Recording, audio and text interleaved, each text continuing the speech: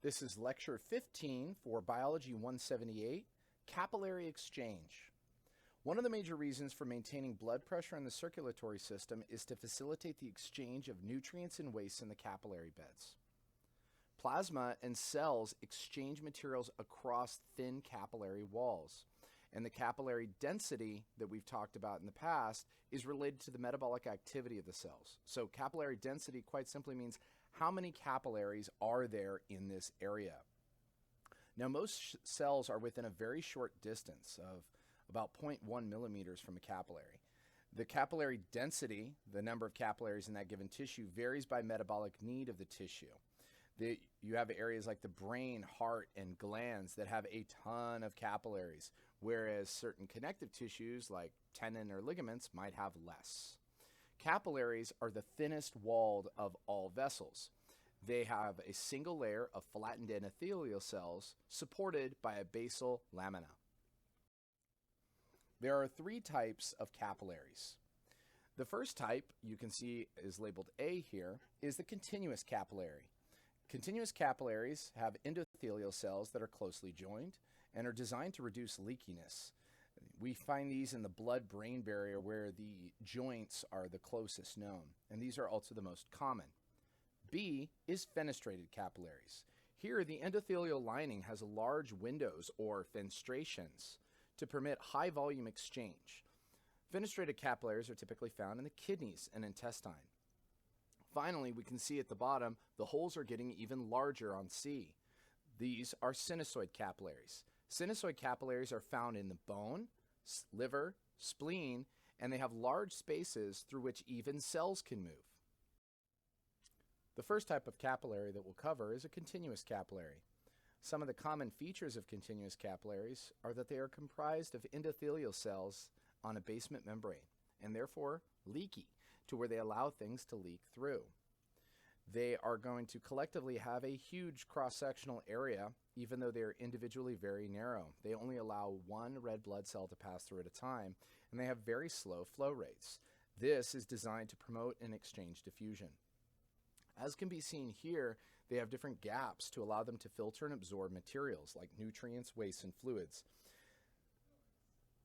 And they additionally will have precapillary smooth muscle or sphincters that can shut off or bypassing arterioles. Methods that the capillaries actually use to allow things to move through are diffusion, transcytosis, and bulk flow. Diffusion in itself is something that we already know. It's driven by concentration differences. This occurs between cells or across cells. Here, paracellular diffusion is limited by the tight junctions in the continuous capillaries, and we allow just a certain amount of diffusion.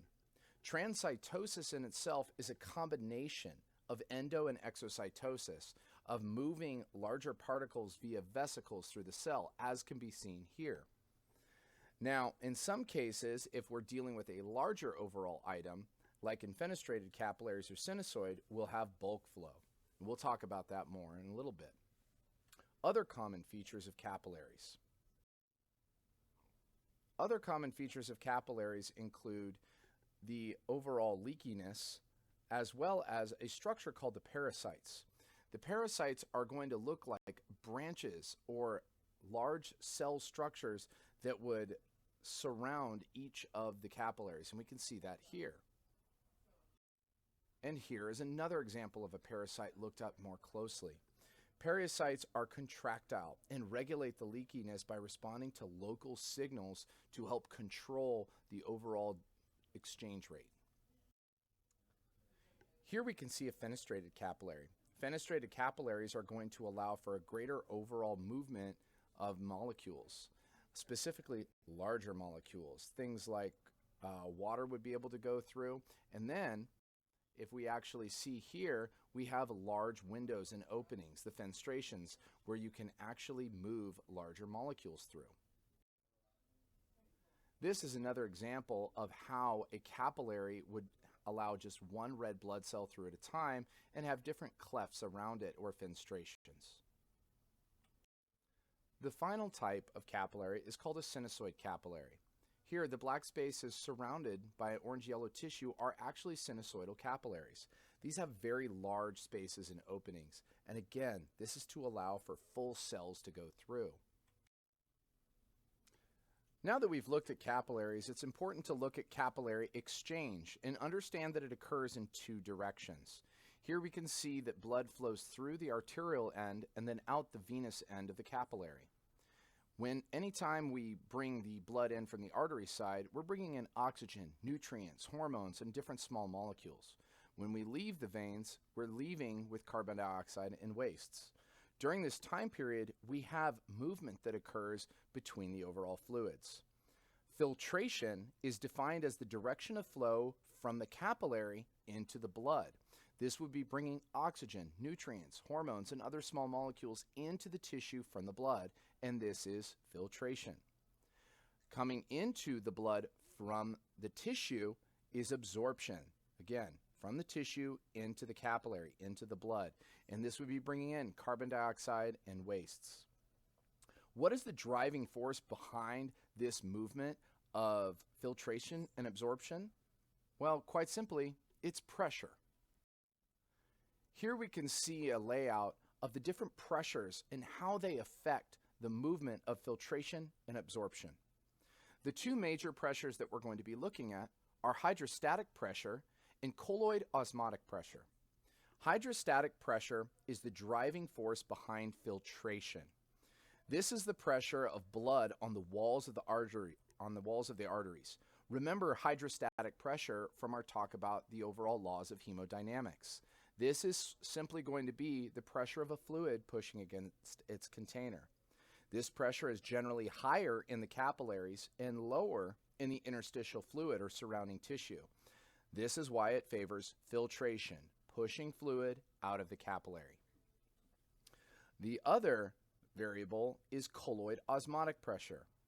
Here, the blood has a fairly high concentration of proteins, but the interstitial fluid around the tissue has almost no protein. These proteins themselves have an osmotic effect. Remember, osmotic means the transfer of water or diffusion of water. Where they are in higher concentration, these proteins will attract water. This means that there is an osmotic pressure difference between the blood, which is higher, and the tissues, which is lower.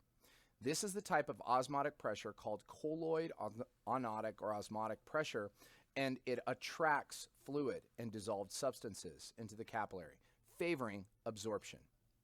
Now, what drives capillary exchange is the combination of these two pressures, which is called net filtration pressure. So the hydrostatic pressure minus the colloid osmotic pressure is going to equal your overall net pressure. Now, we've dealt with filtration and absorption of the capillaries, but it is important to understand that capillary exchange in itself is not balanced. Capillaries function pretty well, but not all fluid that leaves on the arterial end returns to the capillary bed and the venous end. Bulk flow results in about 3 liters per day leaving the circulatory system. And the question becomes, where does it go? Well, it goes into the tissue. And here it must be reabsorbed via the lymphatic system. The lymphatic system is a series of vessels and nodules, the nodules being called lymph nodes, that interact primarily with other physiological systems, like cardiovascular, digestive, and immune system. The following, listed here, are the 3 major functions of the lymphatic system. Test question. Return fluid and proteins to the circulatory system, picking up fat absorbed and transferred it to the circulatory system, and serving as a filter for pathogens. Just to reiterate, returning the fluid and the proteins to the circulatory system is one of its major functions. In the digestive tract, the lymphatic system will actually absorb different fats to reabsorb into the system, and the lymphatic system itself is going to be a filter for pathogens and one of the main features of your immune system. Here we can see a diagram of the lymphatic vessels as they exist throughout the body.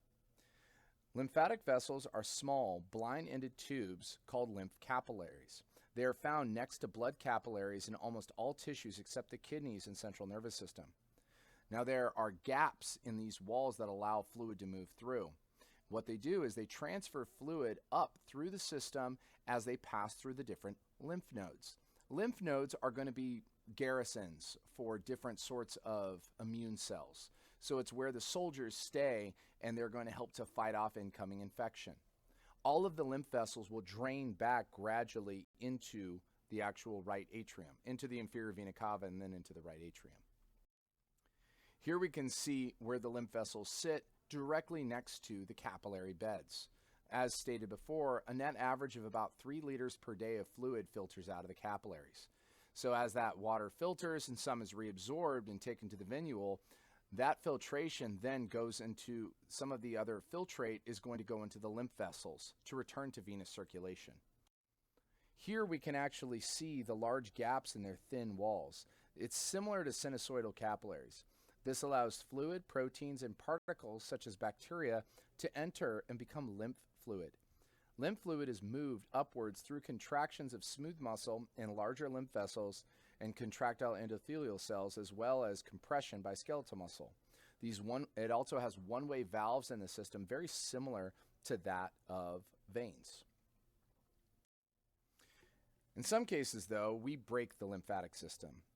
Edema is tissue swelling that nearly always results from alterations in capillary exchange between lymph vessels, where filtration exceeds reabsorption. Now, there are 2 general causes of edema. Inadequate drainage of lymphatics. This can occur for a variety of reasons. For example, prolonged immobilization of a limb can result in poor exchange with the lymphatics due to reduced skeletal muscle pumping. You also, of course, have elephantitis. Elephantitis is the result of a parasitic worm that blocks lymph vessels. And then in other cases, we can see blood capillary filtration exceeding the lymph drainage. This can occur because of elevated blood pressure, where we might have hypertension that results in a swollen, puffy appearance, or we can have a decreased plasma protein concentration from severe malnutrition or liver disease.